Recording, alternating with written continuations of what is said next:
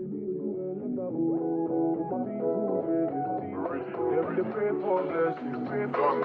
better living. Are you feeling good tonight?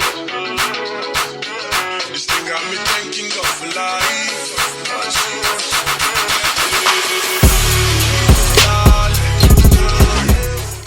Hey guys, welcome back to my channel. So today I'm going to be showing you guys how I did these large box parts knotless braids on these really silky fine textured hair.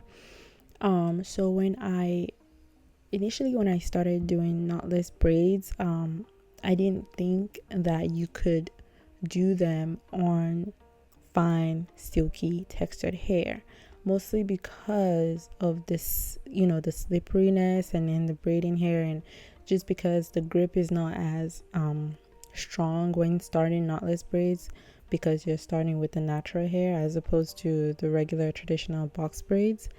So that was my approach. However, I've come to the realization that it's not really about the texture of hair and more so about the technique, and that's what I'm going to be showing you guys today.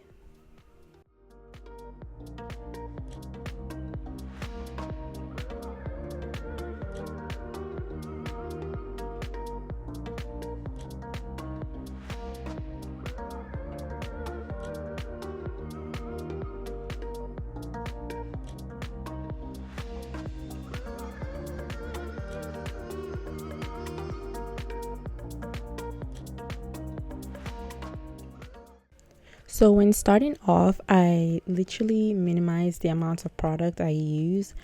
Typically I use a lot more shine and jam, but with her hair, because it's so fine, I tried not to use as much of these silky products that will make the hair silky.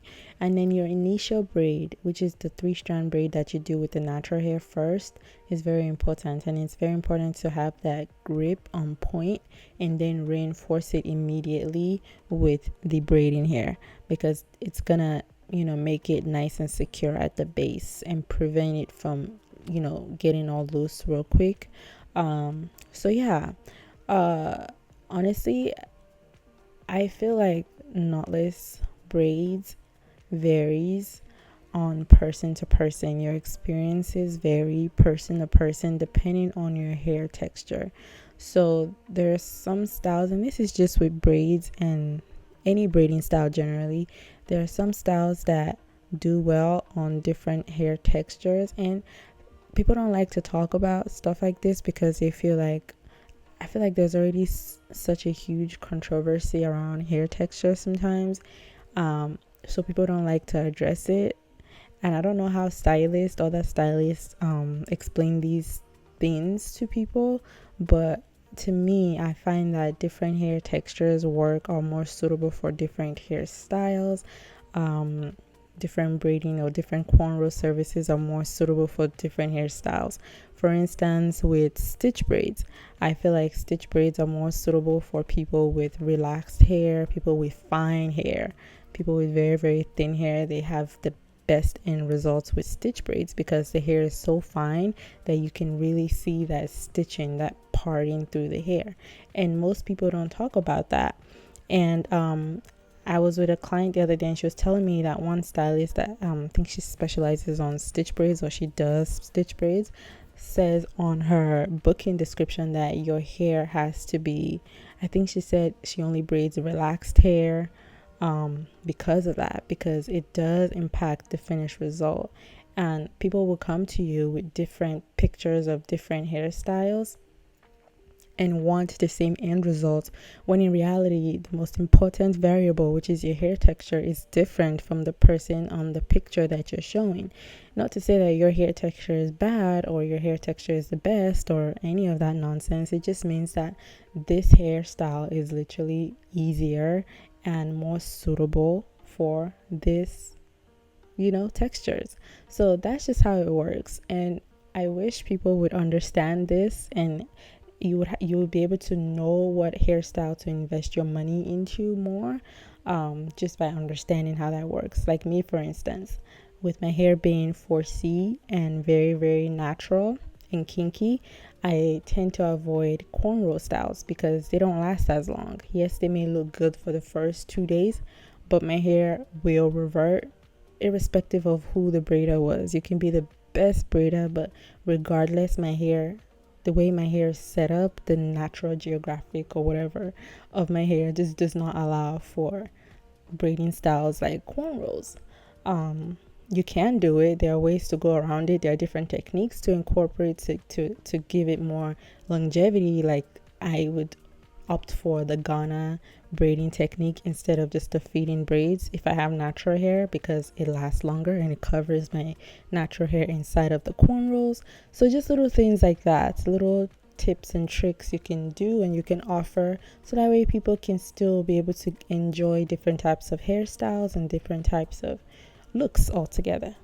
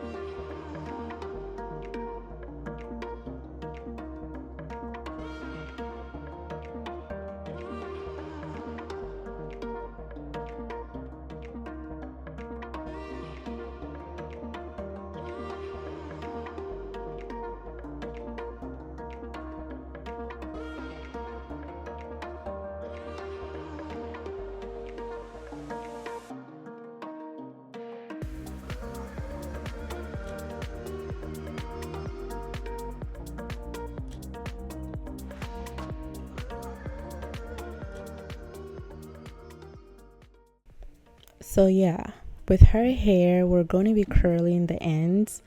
So I'm not braiding all the way down. I'm just giving a little bit of room for the curls that I'm going to be creating at the bottom.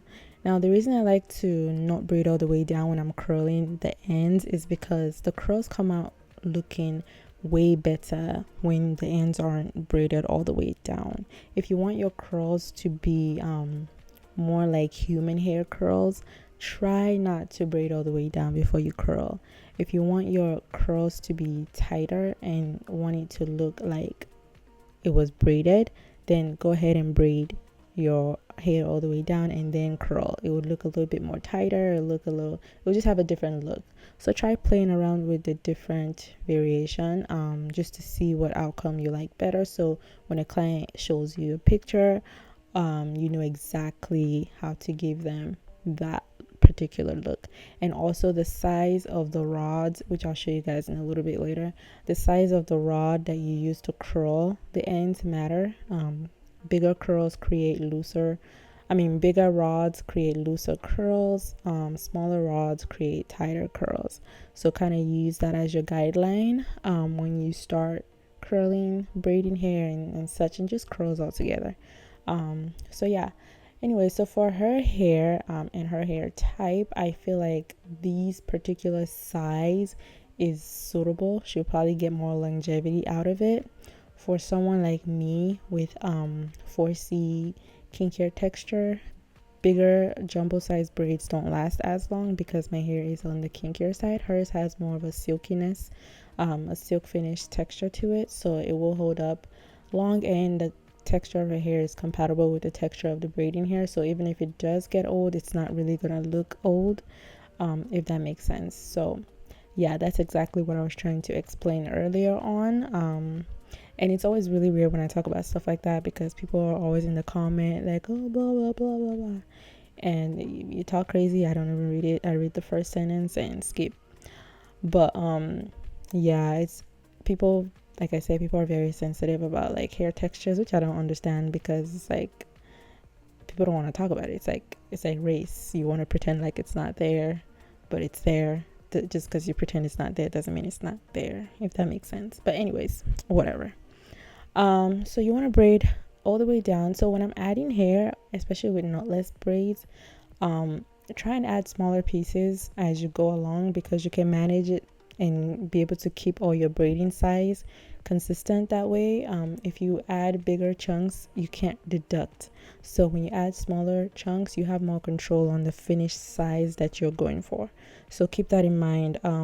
Reduce the size of hair that you're feeding in if you want to have more control over the consistency of the size throughout your braids. If you feel like you have a good hang on things and you want to speed up your time, then you can up the size of the hair that you feed in. Keep in mind, the reason knotless braids takes long is because of the consistent feeding that we have to add to the hair. It takes time. So if you want to speed up that process, then you can probably increase the size of the braiding hair that you're going to be feeding into the braids. If you take smaller pieces, it takes longer, but the result is amazing because it's consistent and you can literally see the sizing. It just looks beautiful when you're done. So keep that in mind. So yeah, that's just my little FYI pro tip.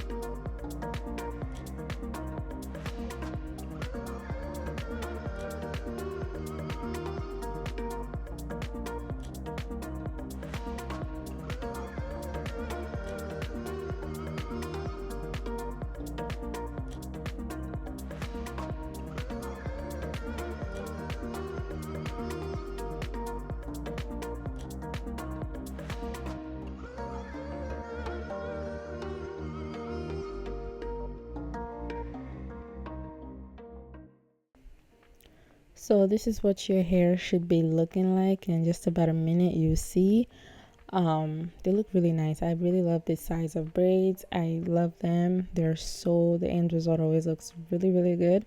This is what they look like. Super neat.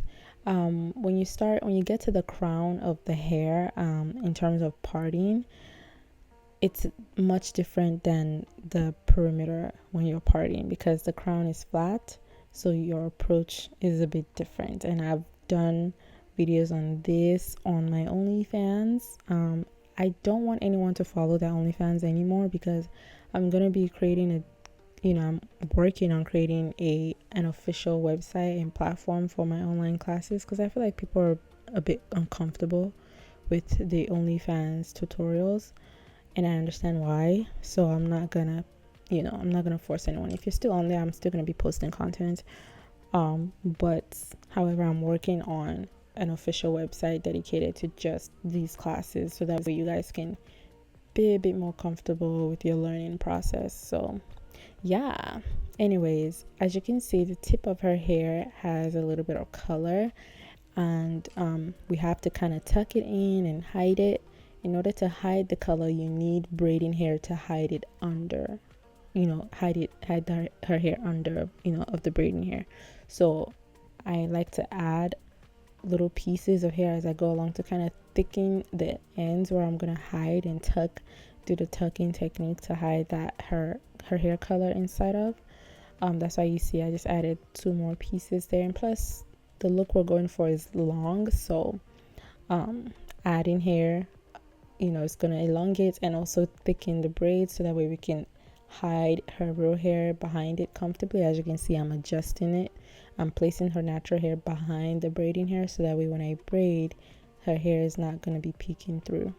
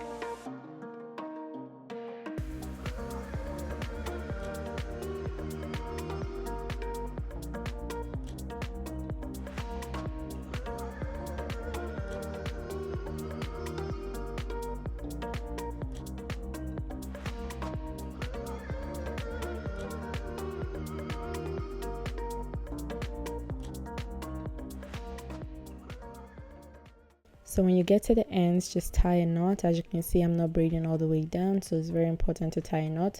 Some people don't tie a knot and just curl it. It'll still last. However, just to prevent the annoyance of trying to curl it, I just tie a knot so I know exactly where to stop the curls when I'm curling. That's just about it.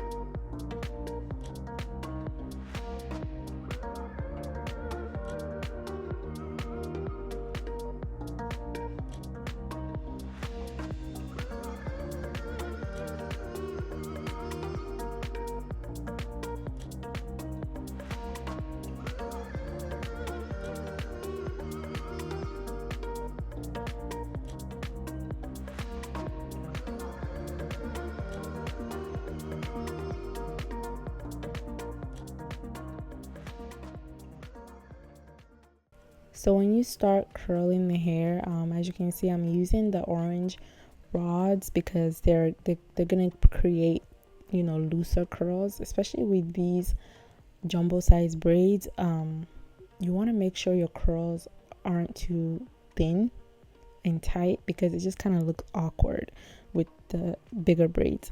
So I kind of just created some loose curls at the ends and it came out really nice, like so pretty. It's really cute for someone that doesn't want curls. This size is perfect because it's almost like a wave as opposed to curls. And then of course I dip it in hot water, and when I dip it in hot water I always follow through with a towel, and then I use spritz. The reason why your curls is gonna hold up is if you follow up with spritz. So before I even drop the curls, I take a bottle of spritz and just, you know, I first dab off the excess water so it's not dripping, and then I take a bottle of spritz and just go ahead and spray the hair before I drop it so it can cool off. The spritz is obviously, like I mentioned earlier, it's gonna make your curls last longer, and yeah, it's not so that way it doesn't loosen up on you real quick.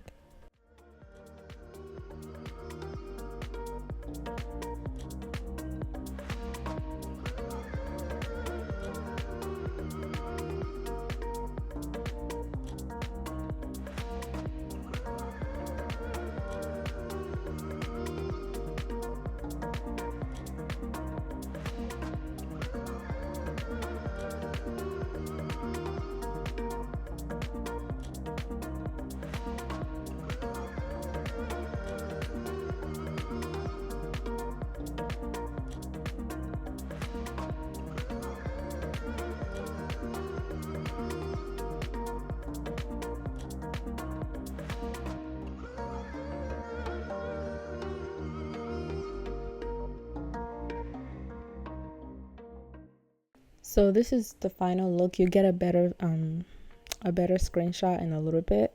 As you can see, it's very loose curls. It's not tight at all. It kind of just flows with the size of the braids. And then of course I follow through with some mousse, you know, just to kind of lay down flyaways and moisturize the hair. And then I use my hot towel to steam and just kind of reinforce the hair to lay down as flat as possible. And yeah, just blow dry it off, because when you curl the hair, typically a lot of water is like dripping off the end, so I just use a blow dryer. Try not to blow dry the curls with the with the blow dryer going downwards, because your curls are going to loosen up if you're blow drying the hair downwards. So keep that in mind. And this is the finished look. I hope you guys enjoyed this tutorial. Make sure you smash the like button, subscribe if you haven't subscribed, turn your notification on, and I'll catch you guys in my next video. Have a merry day and God bless.